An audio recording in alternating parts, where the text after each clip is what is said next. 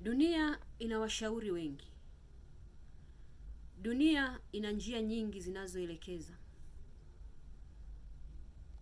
Ina vinywa vingi vinavyosema. Ina vivutio vingi vinavyovutia. Joshua 1:8 neno la Mungu linatuambia,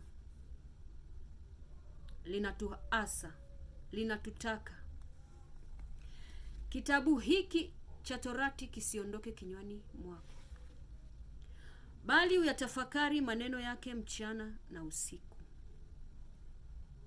uangalie kutenda sawasawa na yote yaliyoandikwa humo, maana ndipo utakapoifanikisha njia yako, kisha kustawi sana.